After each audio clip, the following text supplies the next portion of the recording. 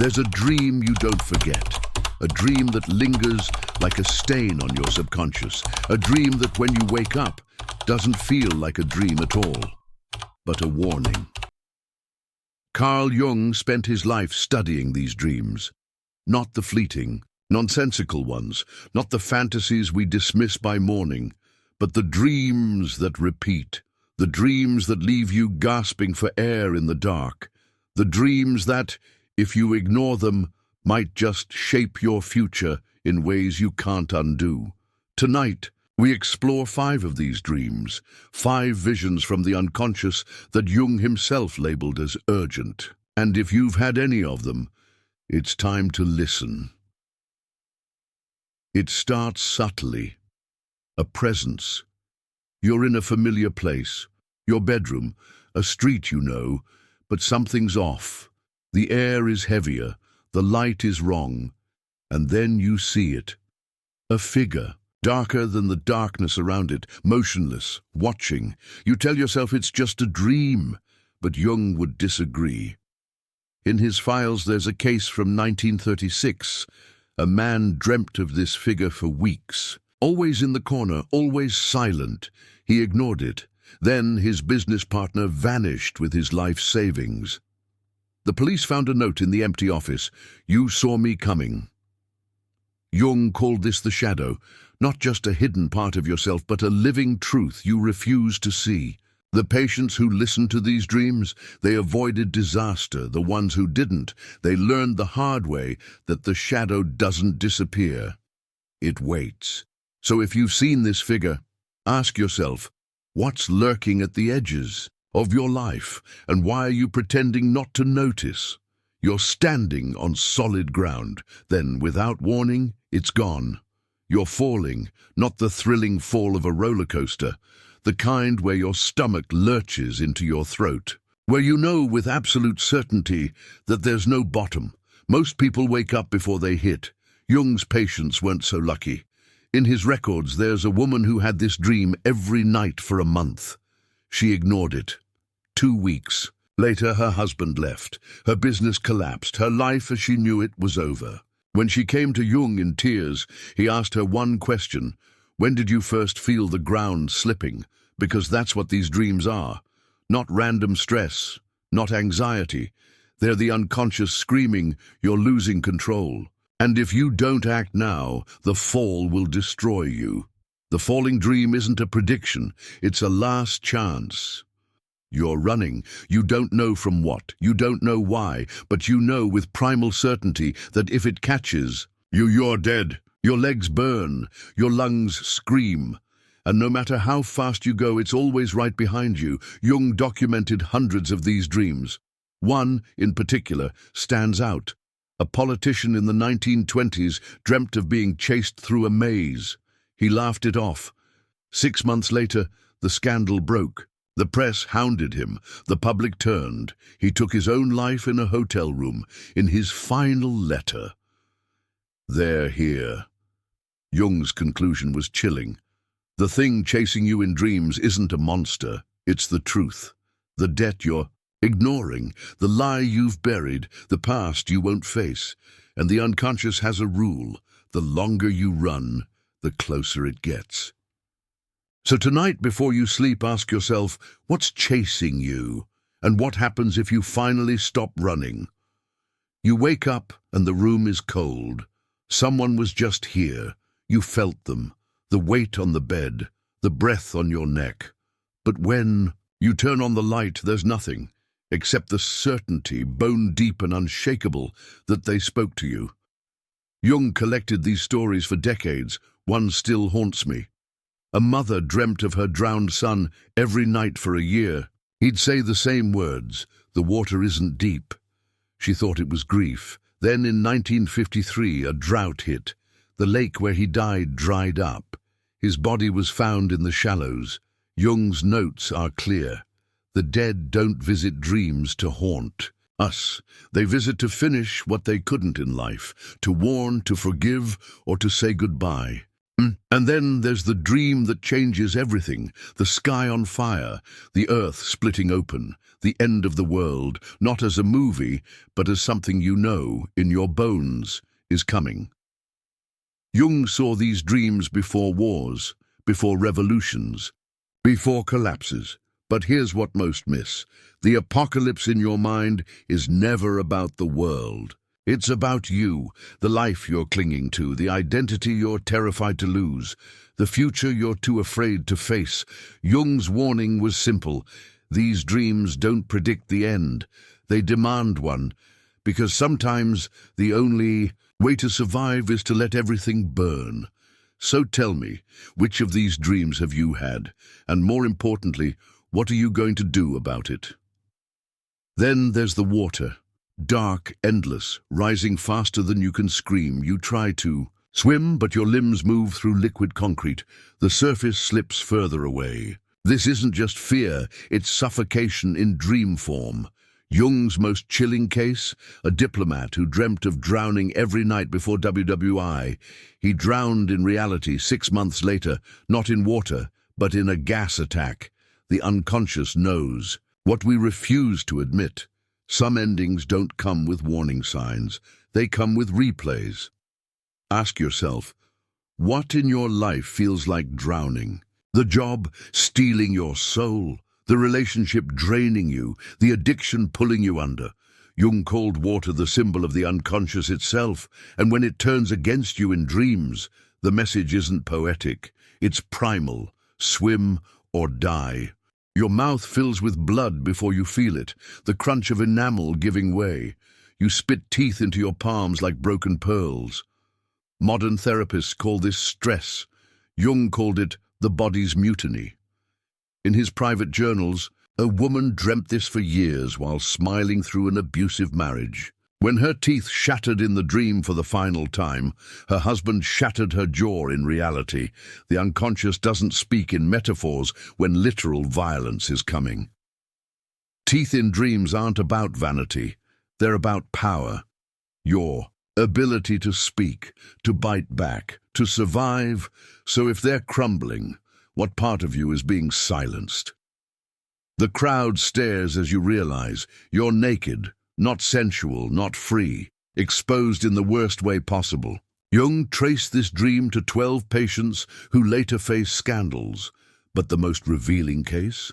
A banker in 1929 dreamt of standing naked on Wall Street weeks before the crash.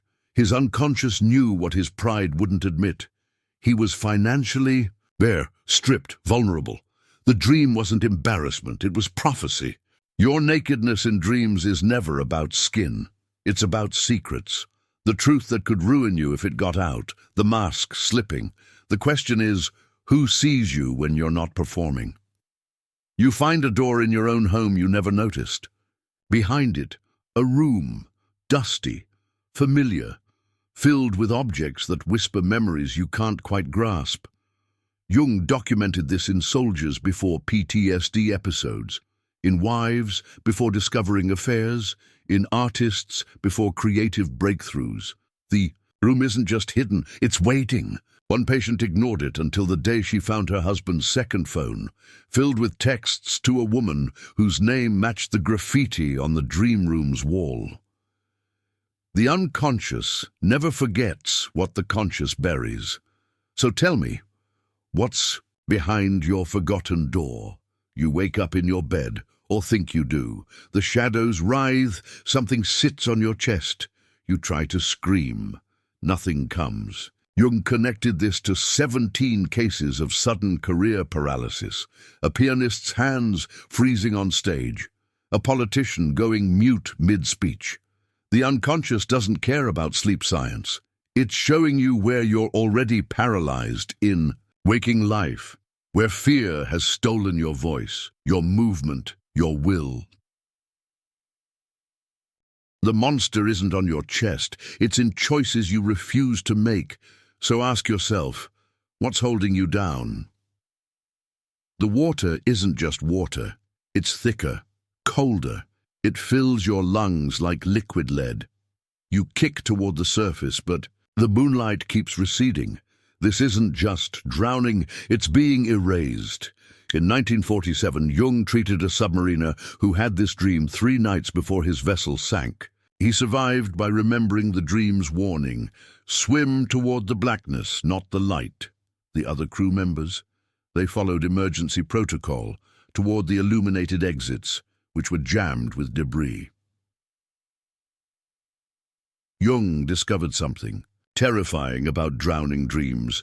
They manifest when we're being consumed by what should sustain us: the career that's become your identity, the love that's now a chain, the addiction you call comfort. The water is always a symbol of your emotional state, and when it appears black and endless, your unconscious is screaming that you're running out of time to surface. It starts with a loose molar. Then suddenly your entire jaw unhinges. Teeth cascade from your mouth like broken china. You try to gather them, but they crumble to dust between your fingers. Modern psychology dismisses this as stress.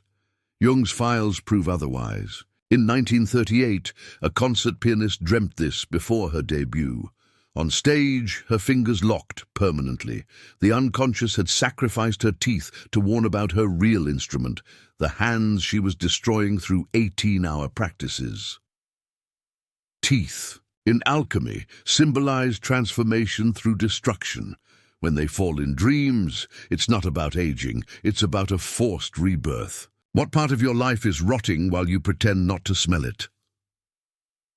You've lived here for years. But today, there's a door where no door should be. Behind it, a nursery frozen in time, a prison cell, a lover's shrine. The walls pulse. Like living flesh, Jung documented this in 80% of patients before major life revelations. The most chilling case, a priest who dreamt of a blood-stained chapel room, exactly where police later found his brother's suicide. These rooms aren't metaphors, they're psychic crime scenes, places where you've buried parts of yourself, or where someone buried them for you. The question isn't what's inside, it's who locked the door. You wake to the sound of footsteps. Something climbs onto your chest. Its weight is infinite. You try to scream, but your vocal cords are gone. Jung connected this to suppressed rage, his most extreme case, a housewife who endured this for years, until the day she stabbed her abusive husband 37 times. In court, her final words were, "I've been trying to scream for a decade." Sleep. Paralysis isn't a neurological glitch. It's your soul's mutiny against a life where you've surrendered all agency. The demon on your chest? It's the life you've allowed to suffocate you. The sky isn't just burning, it's peeling away like rotten skin. The ground opens into a smile. People around you melt into mannequins. This isn't about global catastrophe. It's about the lie you call your life disintegrating. Jung's most prophetic case. A Berlin socialite who dreamt this daily before abandoning her family to become a nun. Her diary entry, "God didn't destroy my world. He showed me it was already ash." We mistake these dreams for anxiety. They're actually the most loving thing your psyche can do. Destroy the illusion before the illusion destroys you. The fire isn't coming. It's already here. And it's waiting for you to stop pretending you don't smell smoke. The first collapse is always intimate, a marriage evaporating over breakfast, a career dissolving in a single meeting, a health diagnosis that rewrites your future in permanent ink. Jung noticed something terrifying. Patients who dreamt of global catastrophes were actually foreseeing personal reckonings. In 1958, a stockbroker kept dreaming of nuclear explosions. 3 weeks later, his fraudulent schemes detonated his life. The mushroom cloud wasn't metaphorical. It was the exact shape of his bankruptcy filing. Your unconscious doesn't waste imagery. When you dream of cities crumbling, it's mapping the architecture of your own impending collapse. That bridge, snapping in your nightmare, it's the connection you're about to lose, the tidal wave. the emotional flood you've been damming for years, Jung's most painful insight. We dream in apocalypses because we're incapable of imagining smaller endings. Then comes the second layer, the dreams where you're not just witnessing the end, you're part of some grotesque parade. Naked politicians weeping in the streets, children with blackened eyes building coffins. Jung recorded these visions en masse before both world wars. But here's what they don't teach. In 1960, 12 strangers across 3 continents sent him identical dreams of a black sun, 6 months before the Cuban Missile Crisis. This is where personal and collective doom fuse. Your dream of being trapped in a burning theater. It's both your failing marriage and the climate crisis, the faceless mob chasing you, your unresolved trauma, and the rising political extremism. Jung called this the transcendent function, the moment personal nightmares reveal their cosmic threads. But in the ashes, the dreams shift. Now you're drawing circles in the dirt, building strange machines from childhood toys, rearranging furniture in endless rooms. Jung's patients who survived breakdowns all reported this phase. A psychiatrist in 1942 dreamt of stitching his own chest wound with spider silk. The same week, he invented a groundbreaking trauma therapy. This is the unconscious rebuilding what consciousness destroyed. The mandala isn't just a pretty pattern, it's emergency architecture for a psyche that's been leveled. Your dreams will start giving you tools before you know why you need them. Remember, Jung's own tower dream foresaw his Red Book decade before he began writing it. Beware the dreams where the apocalypse ends too soon, where you find untouched, libraries in the ruins, where loved ones return unharmed. Jung warned these are the most dangerous, the psyche's attempt to abort rebirth. In 1936, a patient kept dreaming of her dead mother serving tea in a wasteland. She woke relieved, until Jung pointed out, she's still pouring the same poison that killed you both. True transformation dreams taste like blood and copper. They show you rebuilding with broken hands, planting gardens in irradiated soil. If you're post-apocalyptic, dreams are comfortable, you're still asleep. The real ending hasn't reached you yet. The dreams change when the fire stops burning buildings and starts transforming them. Now you're watching your childhood home melt like candle wax, the walls dripping into strange new shapes. Jung's alchemical studies revealed the secret. This is the nigredo phase, where base matter breaks down to its essence. In 1955, a terminally ill patient dreamt of her cancer as a black sun dissolving her organs, only to see the particles reassemble as stained glass. She lived 15 years beyond prognosis. Your psyche doesn't destroy without purpose. That dream of your car exploding, it's the death of how you move through life. The flood erasing your street, the dissolution of every familiar landmark. The alchemists understood what we've forgotten. True transformation requires the complete annihilation of form. Your nightmares aren't prophecies, they're furnaces. Then come the architectures of the collective shadow, endless shopping malls where mannequins wear your face, subway tunnels that breathe like living creatures, office buildings stretching into a blood-red sky. Jung's most disturbing case came from a Nazi officer in 1943 who dreamt of filing cabinets stretching across Europe, each drawer containing a screaming child. 3 months later, he leaked concentration camp plans to the Red Cross. These are no longer personal nightmares. They're blueprints of our cultural psyche. That dream where you're lost in a hospital that keeps changing floors. It's the healthcare system's sickness, the supermarket with rotting food, our relationship with abundance.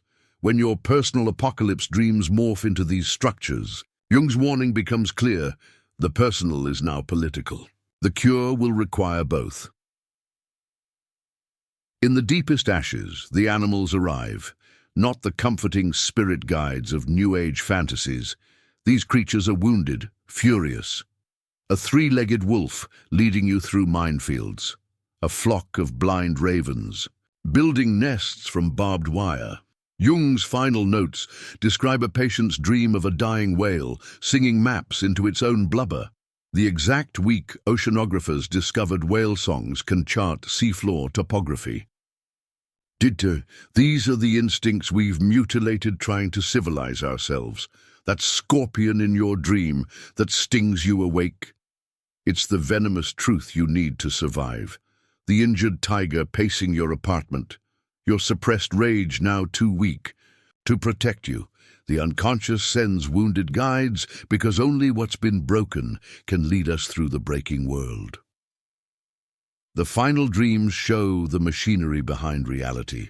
Gears turning inside people's chests, streetlights powered by sobbing children, your own hands opening to reveal intricate clockwork. Jung's most controversial case involved a physicist who dreamt of equations carved into his bones 6 months before publishing his unified field theory. The catch? He burned the papers, claiming the knowledge was not for this age. This is what the apocalypse dreams have been preparing you to see, the invisible systems that sustain collapse. Your nightmares of being trapped in factories, those are the birthplaces of the world you take for granted. The recurring dream of trying to stop a massive engine, that's your role in the machine. Jung's ultimate warning was this: we don't dream the end because it's coming. We dream it because we're already inside it. 3 days before his heart attack, Jung told his secretary, "The dreams have shown me a door beyond the apocalypse. It's made of the same wood as my first childhood home. This is the secret the visions prepare us to receive, that every ending contains the memory of what existed before the first beginning. When your nightmares show you the world in flames, they're also showing you the first ember from which it all began. The unconscious doesn't believe in finality. Only transformation so complete, we mistake it for death."